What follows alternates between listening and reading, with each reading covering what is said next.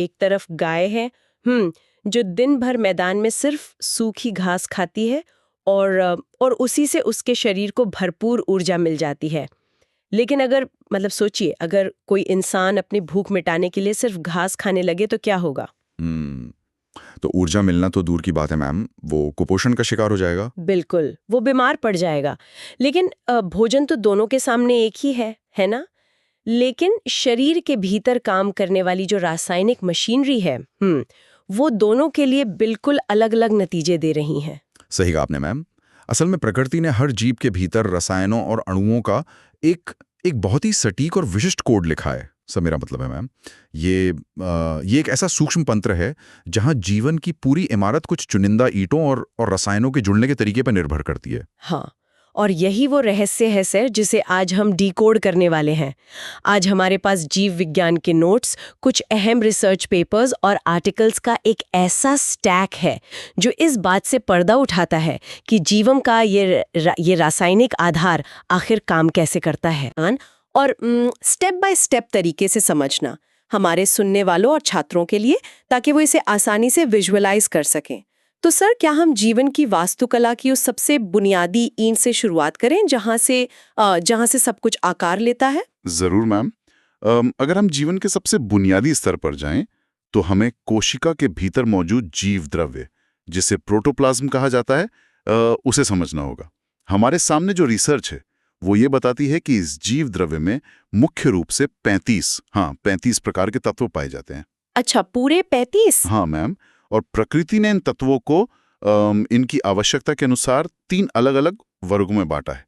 सबसे पहला वर्ग है दीर्घमात्रिक तत्वों का, यानी मैक्रो एलिमेंट्स। ये तत्व कोशिका का लगभग 93% हिस्सा बनाते हैं। 93%? अरे वाह! मतलब शरीर का लगभग पूरा वजन और मुख्य ढांचा इन्हीं पर टिका है। नोट्स के अनुसार इसमें कार्बन, हाइड्रोजन और ऑक्सीजन सबसे प्रमुख है ना? जी, कार्बन, हाइड्रोजन और ऑक्सीजन ही वो फ्रेमवर्क हैं जिन पर जीवन की इमारत खड़ी होती है। इसके बाद दूसरा वर्ग आता है सूक्ष्म मात्रिक तत्वों का, जिन्हें माइक्रो एलिमेंट्स कहते हैं। अच्छा। ये शरीर में लगभग 2%, सिर्फ 2% की मात्रा में होते हैं। इनमें सोडियम, पोटेशियम, कैल्शियम और नाइट्रोजन शामिल हैं। तो मतलब इनकी मात्रा बहुत कम है। हाँ, शरीर में भले ही इनकी मात्रा 2% हो मैम, लेकिन हड्डियों की मजबूती के लिए कैल्शियम और हमारी नसों में सिग्नल्स के प्रवाह के लिए जो सोडियम और पोटेशियम का मैकेनिज्म है, वो इनके बिना काम ही नहीं कर सकता। बिल्कुल, वो बहुत ज़रूरी है। और सर, यहाँ एक तीसरा वर्ग भी है जिसे अति सूक्ष्म तत्व या अल्ट्रा ट्रेस एलिमेंट्स कहा गया है। ये 1% से भी कम है, जिसमें आयोडीन, जिंक, आयरन और कॉपर आते हैं। अब सर, यहाँ मेरी एक स्वाभाविक सी जिज्ञासा है। जी, पूछिए। अगर कोई चीज 1% से भी कम है, तो क्या उसके बिना शरीर का काम नहीं चल सकता? मतलब इतनी सूक्ष्म मात्रा का पूरे शरीर के इस विशाल तंत्र पर क्या ही असर होता होगा? ये बहुत ही वाजिब सवाल है मैम। लेकिन विज्ञान में मात्रा कम होने का अर्थ महत्व कम होना नहीं है। इसे हम लिमिटिंग फैक्टर की तरह देखते हैं। इसे हम अपने दैनिक जीवन के एक आसान से उदाहरण से समझ सकते हैं। जी, बताइए। देखिए, आयोडीन एक अति सूक्ष्म तत्व है ना? लेकिन हमारे गले में मौजूद जो थायराइड ग्रंथि है, उसे अपना हार्मोन बनाने के लिए आयोडीन के उन चंद अणुओं की ही सख्त जरूरत होती है। अच्छा, तो अगर वो ना मिले तो? थोड़ा सा भी बिगड़ जाए तो ग्रंथि सूज जाती है और इंसान थायराइड, जिसे हम घेंगा रोग कहते हैं, उसका शिकार हो जाता है। बाप रे, ये तो बिल्कुल वही बात हो गई कि एक विशाल मशीन में अगर एक छोटा सा पेंच निकाल दिया जाए तो पूरी मशीन ठप पड़ सकती है। एकदम सही पकड़ा आपने मैम। और इन्हीं कार्बनिक और अकार्बनिक तत्वों और यौगिकों के एक साथ मिलने से जो एक सूप तैयार होता है, उसे ही विज्ञान की भाषा में कोशिकीय पूल या सेल्यूलर पूल कहा जाता है। Cellular pool, right. हाँ। और इसमें कार्बनिक और अकार्बनिक का जो अनुपात है वो 9:1 यानी 9:1 होता है। इस 9:1 के अनुपात को समझने के लिए सर हम इसे एक बहुत ही व्यस्त रसोई घर यानी किचन के उदाहरण से देख सकते हैं ना? बिल्कुल, वो एक बहुत अच्छा उदाहरण है। मान लीजिए कि 90% हिस्सा उन मुख्य सामग्रियों का है जिनसे पकवान बनते हैं, जैसे आटा, दाल या सब्जियां। ये हमारे कार्बनिक अणु हो गए। और जो 10% हिस्सा है वो पानी और नमक का है, जो अकार्बनिक है। जी। भले ही अकार्बनिक हिस्सा कम है, लेकिन हम सब जानते हैं कि पानी और नमक के बिना कोई भी रसोई नहीं चल सकती, कोई खाना नहीं बन सकता। एकदम सही। और इस रसोई घर में ना लगातार एक प्रक्रिया चल रही है। बाहर से कच्चा माल आ रहा है, जिसे हम छोटे या सूक्ष्म अणु कह सकते हैं, और रसोई के अंदर उन्हें मिलाकर तैयार भोजन यानी वृहद अणु बनाए जा रहे हैं। और इस रसोई घर का जो दरवाजा है सर, यानी हमारी कोशिका झिल्ली या सेल मेम्ब्रेन, वो किसी आम दरवाजे की तरह नहीं है। वो एक बहुत ही स्मार्ट सिक्योरिटी गार्ड की तरह काम करती है। जी बिल्कुल। ये गार्ड तय करता है कि रक्त से कौन सा जरूरी रसायन या कच्चा माल अंदर आएगा और कौन सा कचरा या अवांछित पदार्थ कोशिका से बाहर फेंका जाएगा। सही कहा। और सर मैम, अगर हम उन सूक्ष्म और वृहद अणुओं की कार्यप्रणाली पर थोड़ा गहराई से बात करें, तो ये समझना बहुत जरूरी है कि शरीर तुरंत ऊर्जा पाने के लिए किस पर निर्भर करता है। बिल्कुल, वो स्टेप बाय स्टेप समझना जरूरी है। हाँ, तो अणु मुख्य रूप से 2 प्रकार के होते हैं। पहले हैं सूक्ष्म जैव अणु, जिन्हें माइक्रोमोलिक्यूल्स कहते हैं। ये आकार में बहुत छोटे होते हैं, इनकी संरचना सरल होती है और इनका अणु भार यानी मॉलिक्यूलर वेट वो बहुत कम होता है। चलिए इसे थोड़ा और अच्छे से समझते हैं। जैसे एक अकेली ईंट और एक पूरी दीवार में जो बुनियादी फर्क होता है ना, वही इन दोनों में है। सूक्ष्म अणु वो अकेली ईंट है। एकदम सटीक उदाहरण है मैम। और क्योंकि ये अणु भार में हल्के होते हैं, इनकी एक बहुत बड़ी खूबी होती है, इनकी अत्यधिक घुलनशीलता। अच्छा। जैसे पानी, ग्लूकोज या अमीनो अम्ल, ये जल में इतनी आसानी से घुल जाते हैं कि हमारा शरीर बिना कोई अतिरिक्त मेहनत किए इन्हें तुरंत सोख लेता है। अरे वाह। और जब शरीर का तंत्र इन्हीं छोटी छोटी ईंटों को एक साथ जोड़ना शुरू करता है तो बहुलीकरण या पॉलीमराइजेशन की प्रक्रिया होती है। सही, जी बिल्कुल सही। कई सूक्ष्म अणु आपस में जुड़कर वृहद या दीर्घ जैव अणु बनाते हैं, जिन्हें माइक्रोमोलिक्यूल्स कहा जाता है। ये पूरी दीवार की तरह विशाल और जटिल होते हैं। हाँ, और क्योंकि ये इतने बड़े होते हैं, इनका अणुभार बहुत अधिक हो जाता है। और एक दिलचस्प बात यहाँ ये है मैम कि आकार बड़ा होने के कारण ये पूरी तरह से घुलनशील नहीं रह जाते। अच्छा, तो फिर ये कोशिका में कैसे रहते हैं? ये कोशिका में एक कोलाइडल रूप में मौजूद रहते हैं, जैसे कोई गाढ़ा तरल या जेल जैसा कुछ। हमारे शरीर के प्रोटीन जो हमारी मांसपेशियां बनाते हैं या हमारा डीएनए, ये सब इसी वृहद अणु के उदाहरण हैं। तो अब तक हमने ये समझ लिया कि कच्चा माल कैसे अंदर आता है और दीवारें कैसे बनती हैं, लेकिन सर कोशिका की इस पूरी भारी भरकम मशीनरी को चलाने के लिए लगातार ऊर्जा की जरूरत होती है। हमारे नोट्स अब इस चर्चा को उस तत्व की तरफ ले जा रहे हैं जो जीवन का प्राथमिक ईंधन है, यानी कार्बोहाइड्रेट्स। जी, कार्बोहाइड्रेट्स। इसे प्रकृति का पावर हाउस कहा जा सकता है ना? बिल्कुल मैम। श्वसन की प्रक्रिया में हमारा शरीर सबसे पहले प्राथमिक ईंधन के रूप में कार्बोहाइड्रेट्स का ही उपयोग करता है। ये बिल्कुल वैसे ही काम करता है जैसे गाड़ियों के इंजन में पेट्रोल। सही बात है। और जब हम इसके रसायन विज्ञान को देखते हैं तो पाते हैं कि कार्बोहाइड्रेट्स 3 मुख्य चीजों से बने होते हैं, कार्बन, हाइड्रोजन और ऑक्सीजन। और इनका अनुपात हमेशा 1:2.1 होता है। बिल्कुल, है ना? इसीलिए इन्हें हाइड्रेटेड कार्बन भी कहा जाता है, जिसका सामान्य सूत्र CxH2OY होता है। जी बिल्कुल। और अलग-अलग जगहों पर इनकी संचय क्षमता यानी स्टोर होने की कैपेसिटी भी अलग होती है। एक सामान्य कोशिका में ये 9% से कम जगह घेरता है, लेकिन हमारे यकृत यानी लिवर में ये 15% तक संचित रहता है। अच्छा, लिवर में इतना ज्यादा? हाँ, और अगर हम पौधों की बात करें मैम, जैसे आलू जो कि एक रूपांतरित तना है, उसमें तो ये 50% से भी अधिक मात्रा में जमा होता है। बाप रे, 50%? हाँ। अब कार्बोहाइड्रेट्स के इस विशाल दुनिया में जो सबसे सरल रूप है, जो इसका आप कह सकती हैं बेस मॉडल है, उसे मोनोसैकेराइड्स कहा जाता है। मोनोसैकेराइड्स। ये सिंगल प्लेयर्स हैं। इनमें 3 से लेकर 7 कार्बन परमाणु तक हो सकते हैं। इनकी सबसे बड़ी खासियत ये है मैम कि ये इतने सरल होते हैं कि इन्हें और ज़्यादा तोड़ा या जल अपघटित नहीं किया जा सकता। तो सर, मोनोसैकेराइड से जुड़ा एक बहुत ही व्यवहारिक परिदृश्य मेरे दिमाग में आ रहा है।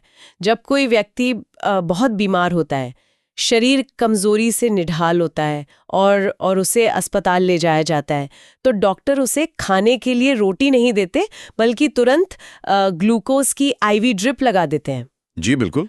तो अगर देखा जाए तो ऊर्जा तो रोटी में भी है, फिर सीधा ग्लूकोज ही क्यों? ये बहुत ही बेहतरीन सवाल है मैम, और छात्रों को इसे ध्यान से सुनना चाहिए। इसका सीधा संबंध अणुओं की घुलनशीलता और पाचन के मैकेनिज्म से है। अच्छा, वो कैसे? देखिए, रोटी में जो कार्बोहाइड्रेट है वो स्टार्च के रूप में होता है। स्टार्च एक वृहद अणु है, एक विशाल दीवार है। अगर बीमार व्यक्ति रोटी खाएगा तो उसके शरीर को पहले अपनी ऊर्जा खर्च करके उस दीवार को तोड़ना होगा, स्टार्च को पचाना होगा, तब जाकर वो खून में मिलेगा। और बीमार व्यक्ति के पास तो पहले ही ऊर्जा नहीं है। बिल्कुल। लेकिन ग्लूकोज जो है वो एक मोनोसैकेराइड है। ये एक हेक्सोज शर्करा है जिसमें 6 कार्बन होते हैं। ये पहले से ही सबसे सरल ईंट के रूप में है। मतलब इसे पचाने की जरूरत ही नहीं है। एकदम सही। इसलिए शरीर को इसे पचाने में कोई ऊर्जा खर्च नहीं करनी पड़ती। ये सीधा रक्त में घुलकर तुरंत ऊर्जा यानी इंस्टेंट एनर्जी देने लगता है। अरे वाह, ये तो शरीर के समय और ऊर्जा दोनों को बचाने का सबसे बेहतरीन तरीका है। और ग्लूकोज के अलावा सर, मोनोसैकेराइड्स में पेंटोज शर्करा भी शामिल है, जिसमें 5 कार्बन होते हैं, है ना? जी बिल्कुल। हमारे डीएनए और आरएनए में जो राइबोज शर्करा पाई जाती है वो इसी पेंटोज का हिस्सा है। यानी ऊर्जा देने के साथ साथ ये कार्बोहाइड्रेट्स हमारे जेनेटिक कोड की रूपरेखा भी तैयार कर रहे हैं। बिल्कुल मैम।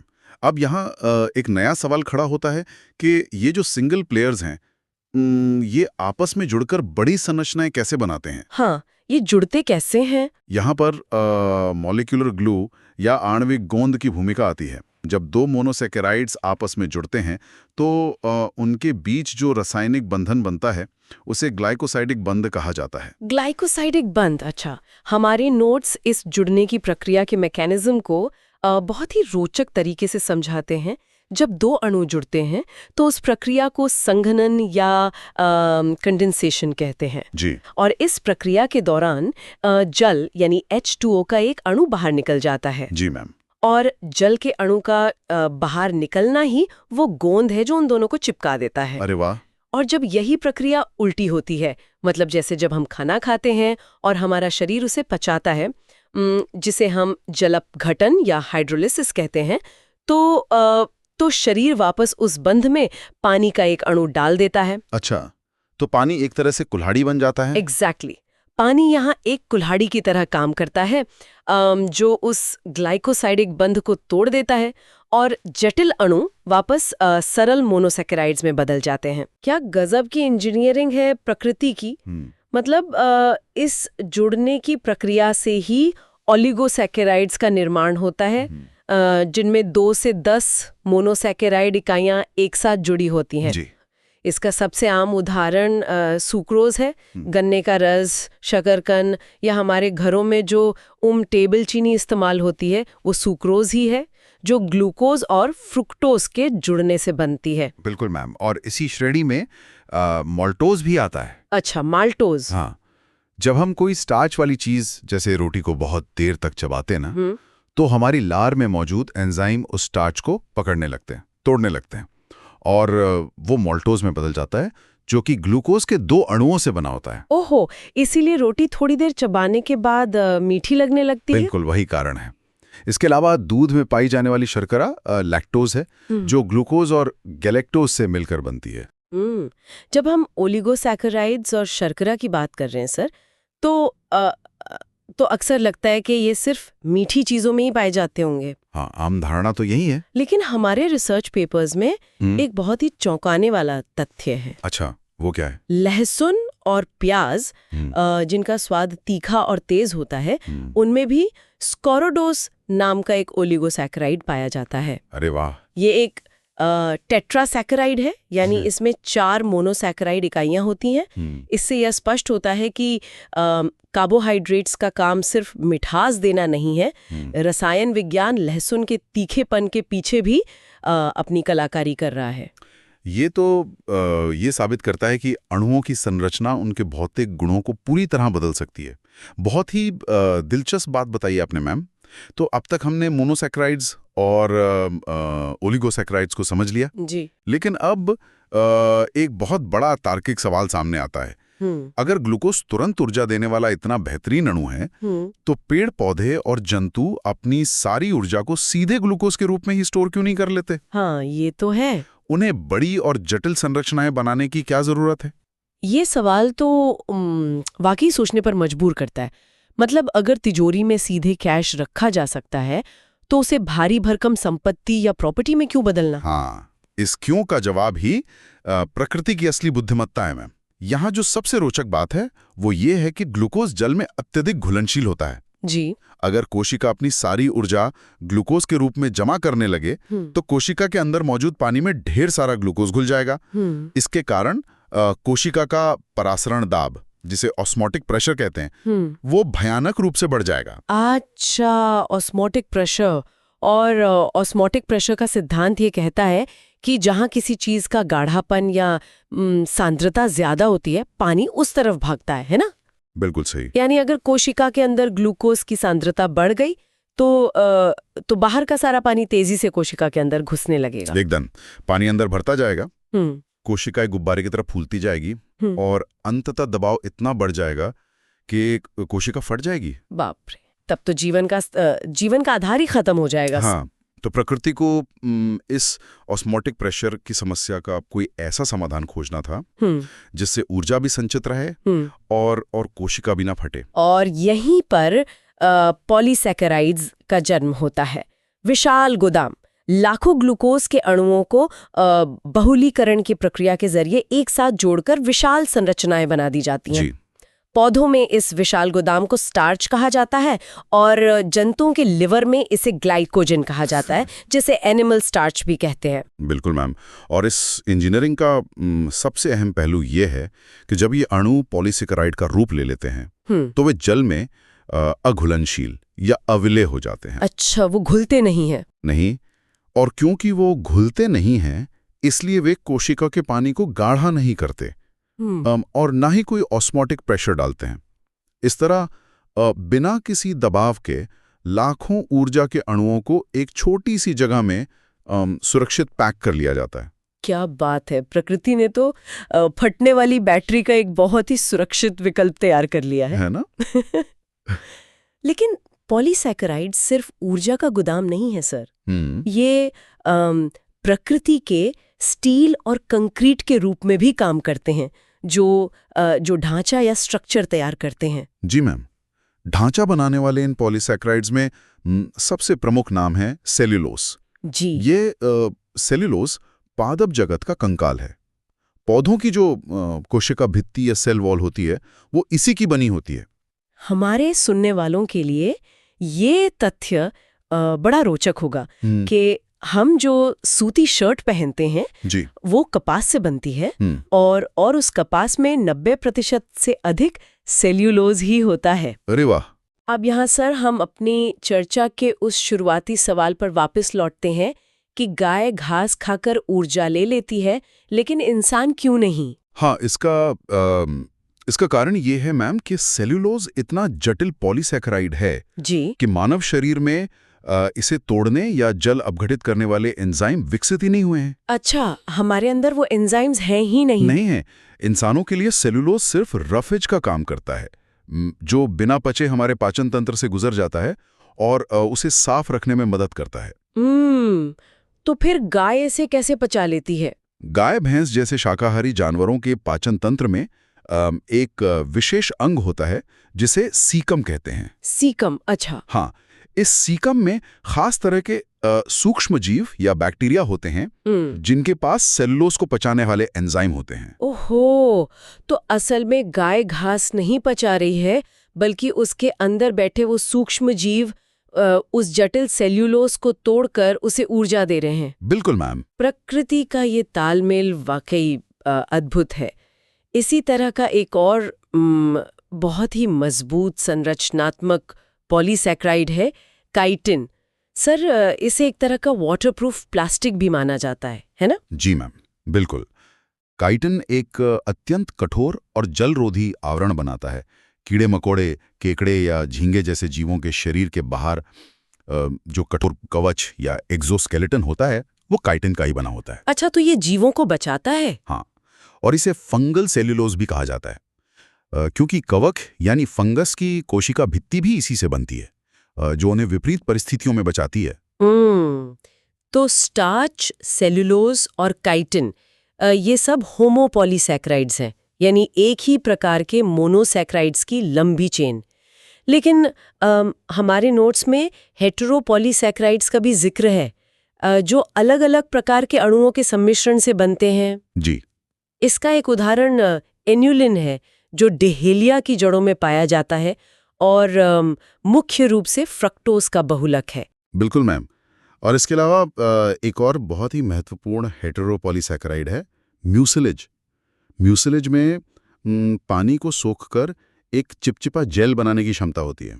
चिपचिपा जेल, क्या ये वही मैकेनिज्म है जो भिंडी काटने पर निकलने वाले चिपचिपे पदार्थ में या इस गोल की भूसी को पानी में भिगोने पर दिखाई देता है? बिल्कुल मैम, एकदम सही पकड़ा आपने।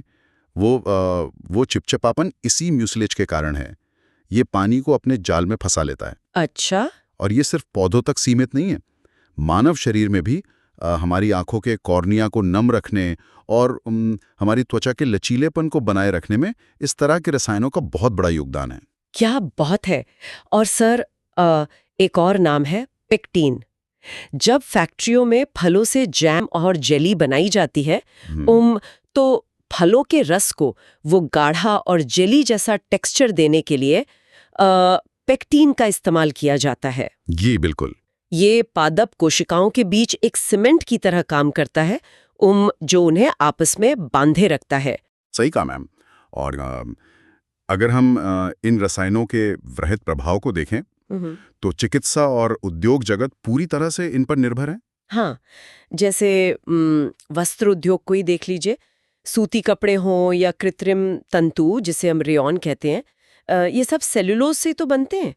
कपड़ों में कड़ापन लाने के लिए की जाने वाली स्टार्चिंग भी इसी की देन है। जी। इसके अलावा आइसक्रीम को एक स्मूथ टेक्सचर देने के लिए या सौंदर्य प्रसाधनों और कॉस्मेटिक्स में बेस के रूप में सेलुलोज और पेक्टिन का भारी मात्रा में उपयोग होता है। बिल्कुल मैम। और चिकित्सा के क्षेत्र में ग्लूकोज की आईवी ड्रिप के रूप में इसका जीवन रक्षक प्रभाव तो हम समझ ही चुके हैं। जी।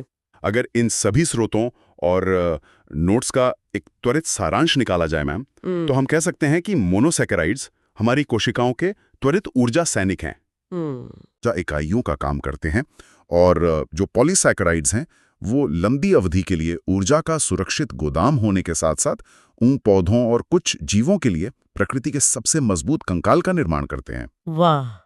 यानी कार्बोहाइड्रेट्स केवल वो मीठा स्वाद नहीं है जो हमारी जीभ महसूस करती है, बल्कि ये वो रासायनिक ईंट और सीमेंट है जिससे जीव द्रव्य से लेकर आसमान छूते गगनचुंबी पेड़ों का अस्तित्व कायम है। बिल्कुल सही बात है। तो आज की इस चर्चा को समेटते हुए ये वाकई सोचने वाली बात है कि प्रकृति ने जीवों का विकास कितने अलग-अलग तरीकों से किया है। अभी हमने चर्चा की थी कि मानव शरीर में सेलुलोज को पचाने वाले एंजाइम नहीं होते। जी, नहीं होते। तो सुनने वालों के लिए यहाँ एक कल्पना है। सोचिए कि अगर मानव विकास की प्रक्रिया के दौरान हमारे शरीर में भी गाय भैंसों की तरह सीकम और सेलुलोज पचाने वाले सूक्ष्मजीव विकसित हो गए होते तो क्या होता? तब तो नजारा ही कुछ और होता, है ना? क्या तब दुनिया भर में मौजूद भूखमरी की समस्या खत्म हो जाती? क्योंकि तब तो इंसान अपनी भूख मिटाने के लिए अपने आसपास मौजूद घास, सूती कपड़े या यहाँ तक कि कागज खाकर भी पूरी ऊर्जा प्राप्त कर सकता था। जी बिल्कुल। दुनिया की खाद्य समस्या और पूरी कृषि व्यवस्था का रूप भी आज कुछ और होता। ये एक ऐसा परिदृश्य मैम जो जीव विज्ञान और मानव सभ्यता दोनों के भविष्य को देखने का नजरिया ही बदल देता है। बहुत ही गहरा विचार है ये। जी, तो आज की इस गहन चर्चा से जुड़ने के लिए सभी छात्रों और सुनने वालों का बहुत बहुत धन्यवाद। सर, आपने इतनी गहराई और बारीकी से इस विषय के वैज्ञानिक आधार को समझाया, उसके लिए आपका भी बहुत धन्यवाद। धन्यवाद मैम, मुझे भी बहुत मजा आया। हम भविष्य में ऐसे ही ज्ञानवर्धक और रोमांचक विषयों